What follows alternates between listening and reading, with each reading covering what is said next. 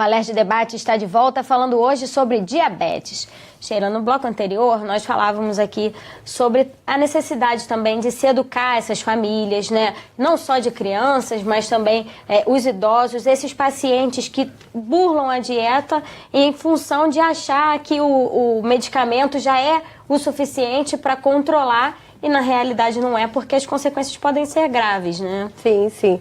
No caso do diabetes tipo 1, existe hoje uma terapia chamada de contagem de carboidrato, que você consegue, entendendo como é que funciona a alimentação, né, o teor nutricional e o que afeta a glicemia, a gente poder conseguir uma insulinoterapia, quer dizer, administrar a insulina de forma mais eficiente para que não haja hipoglicemia ou hiperglicemia. Então, mas isso tudo é necessário educação, é necessário tempo, é necessário dedicação da família e do paciente de compreender como é que isso funciona e dos médicos também se manterem atualizados com relação a essas novas estratégias. E isso faz com que o paciente, entendendo, ele consiga comer tanto quanto uma pessoa normal.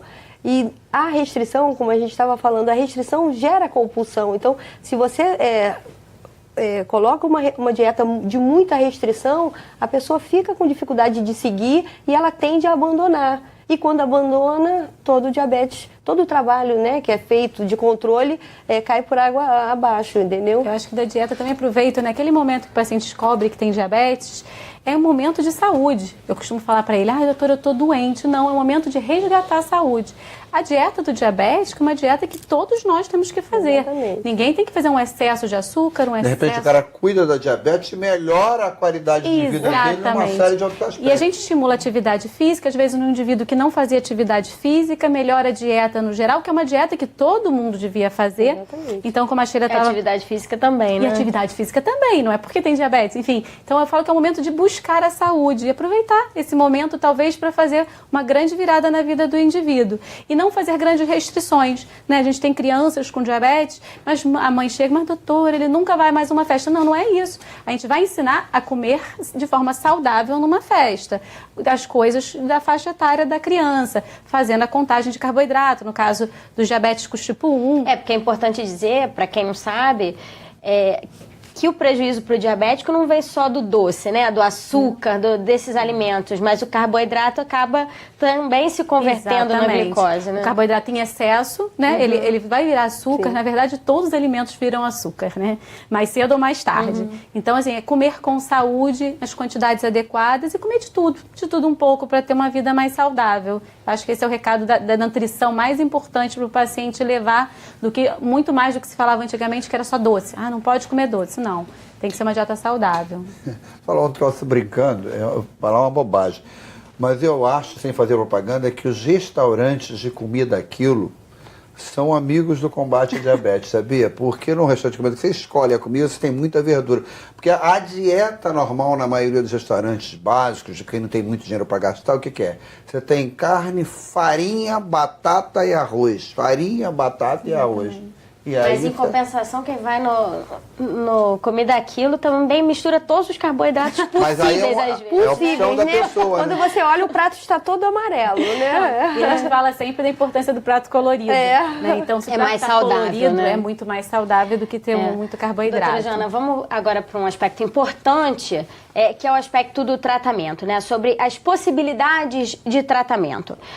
Quais são hoje os tratamentos mais modernos, né? O que está acessível à população e o que ainda precisa ser massivamente, né, disponibilizado, porque a gente sabe que qualquer tratamento de saúde, em geral, a população que tem uma melhor condição financeira acaba sendo mais fácil do que aquelas pessoas que dependem da rede pública. Então, eu vou dividir um pouco em diabetes tipo 2, diabetes tipo 1. Então, diabetes tipo 2, que usa muito comprimido.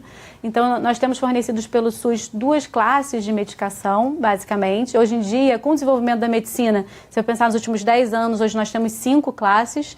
Então, é interessante que no futuro a gente discuta isso também, de dar acesso à nossa população carente a todas as medicações que estão disponíveis no mundo, né? E então isso é um aspecto a se discutir. É claro que isso aumenta a chance de a gente ter um controle glicêmico e lá na frente vai ter muito menos complicação pelo diabetes, que é o que a gente quer, né? Então, é custo eficaz algumas dessas medicações, a inclusão no Sistema Único de Saúde. E para o diabético tipo 1, as insulinas. Então, é importante a gente falar que nos últimos também 20 anos, né, inúmeras insulinas entraram no mercado e a gente tem buscado usar os análogos de insulina, que são insulinas que têm menor variabilidade glicêmica, que causam menos hipoglicemia e melhoram a qualidade de vida dos nossos pacientes com diabetes tipo 1. Então, dessas insulinas, existem as basais, que a gente chama, e as ultra rápidas. E aí seria importante a gente incluir de forma ampla no SUS o acesso a esses dois tipos de insulina, né? É claro que é um grande avanço a disponibilização da NPH irregular, a insulina NPH irregular no Sistema Único de Saúde. A gente tem até uma discussão recente da possibilidade de saída dessas medicações da farmácia popular. E isso para a gente ia ser um retrocesso criminoso, enorme. Tipo, exatamente. Mas está se discutindo isso, uma coisa de preço de governo federal, enfim, mas isso vai ser um crime, porque é um retrocesso. A gente vai ver inúmeros pacientes que não vão ter como comprar essa medicação. Eu vi uma estatística, não sei se é verdade, que a aquisição pelo pessoal mais carente de remédio para diabetes, em 30% mais ou menos, é feito nas farmácias populares. É isso mesmo. Se deixa de ter, como é que fica? E na realidade isso acaba se refletindo num custo de tratamento para essas pessoas futuramente, né, deputado? Você economiza na questão do medicamento, mas lá na frente o tratamento vai sair mais caro. E esse também é um debate que a frente está fazendo aqui na casa, né, deputado? Dessa disponibilização do medicamento para quem precisa. Nós temos queria saber até a opinião da doutora, 2 projetos de lei tramitando aqui na casa que não foram produzidos da nossa cabeça. Foi interseção com a ADILA, com outras associações de diabéticos. Um é muito simples, propiciando que na carteira de identidade o diabético que queira, não é uma coisa compulsória, possa ter o sinalizador de que ele é diabético. As pessoas nos alertaram que você sofre um acidente, vai ser atendido no hospital, a medida que seria necessária para alguém que não é diabético, de repente é diferente. Então esse é um projeto que é tramitado na casa. E o outro, com relação ao recurso, eu não sei por que a cidade do Rio de Janeiro não discute a importância do Fundo de Combate à Pobreza. Destinar então, uma parte desse fundo, né? Nós estamos colocando que entre os setores beneficiários dos recursos do Fundo de Combate à Pobreza estejam as pessoas em tratamento ou em controle da diabetes, que é uma forma de você gerar mais recursos aqui no estado do Rio de Janeiro, para a gente não assistir situações que eu tenho denunciado muito. Estava em frente à Secretaria Estadual de Saúde, uma manifestação de familiares de diabéticos, mães chorando, um gurizinho de 8 anos, que era diabetes tipo 1, nem o negocinho lá para controlar o índice estava sendo fornecido. Então isso é criminoso. Tem gente que pode morrer sem precisar morrer, porque falta, de repente, um insumo básico para ele se manter vivo. E o senhor falou sobre essa questão do fundo, haveria critérios em relação à renda familiar para que isso fosse distribuído, né, deputado? Até 2 salários mínimos de renda de combate à pobreza da família. Com corte de renda para a família, exatamente. Como o deputado falou, outra coisa super importante que a gente tem que discutir aqui é a monitorização da glicose. Né? Quem vai definir para a gente o valor, a quantidade de insulina, se o tratamento está adequado, é a monitorização da ponta de dedo, que a gente fala, vendo a glicemia em tempo real. Então, as fitas já eram distribuídas no estado deve ter 10 anos para cá.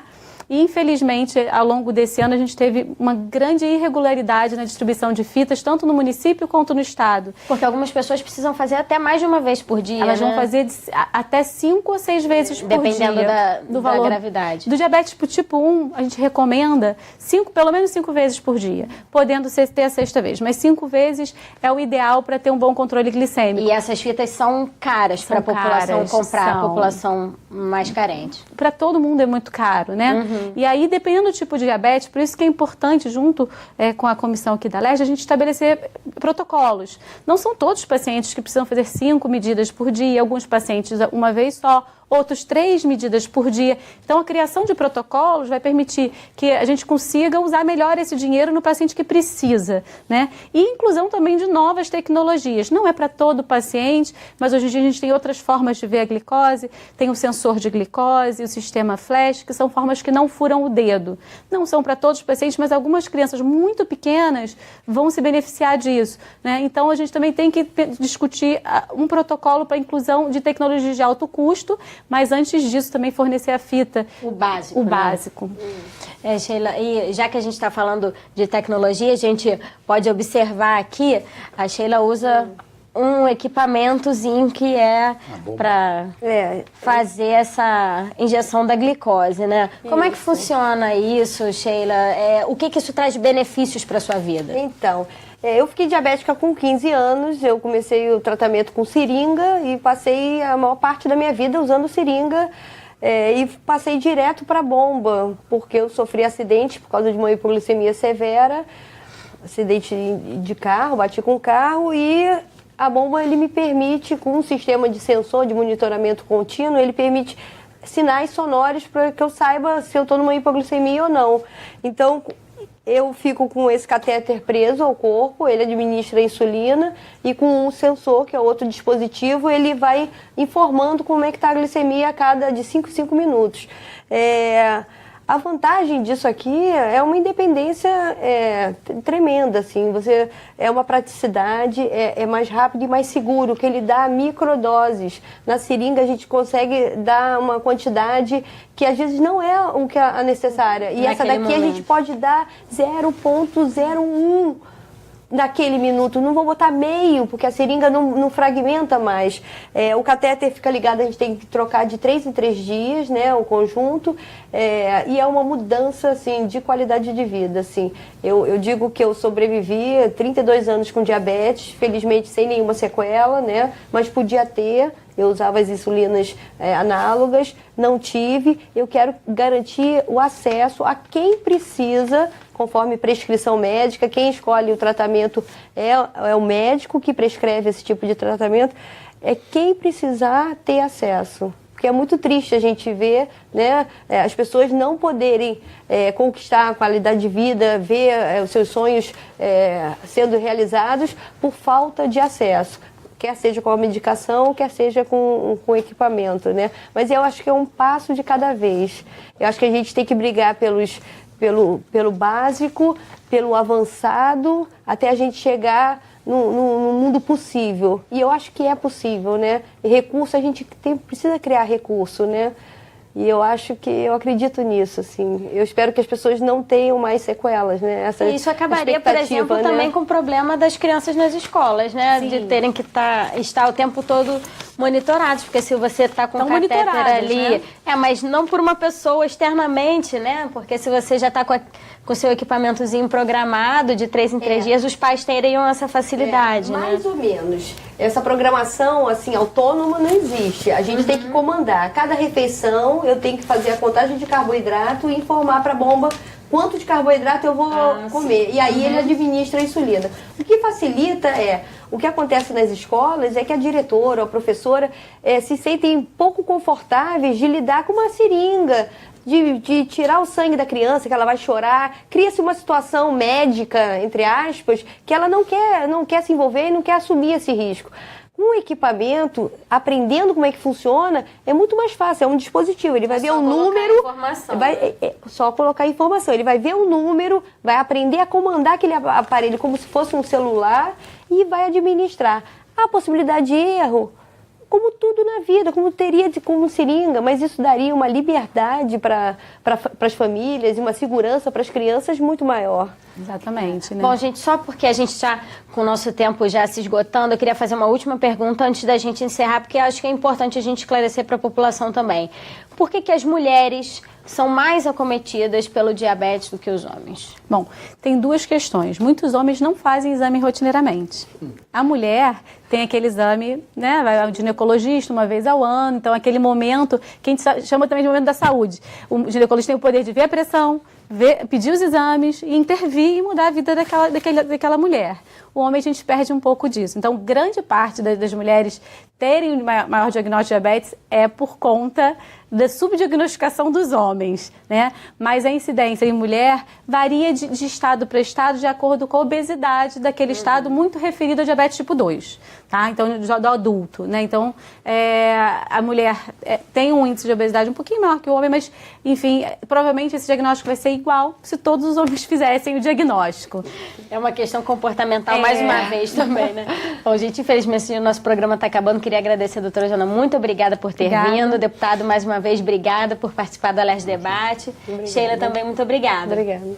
Se você quiser rever esse programa, acesse www.alerj.rj.gov.br. O Alerj Debate fica por aqui. Até a próxima. TV Alerj, o canal do povo fluminense.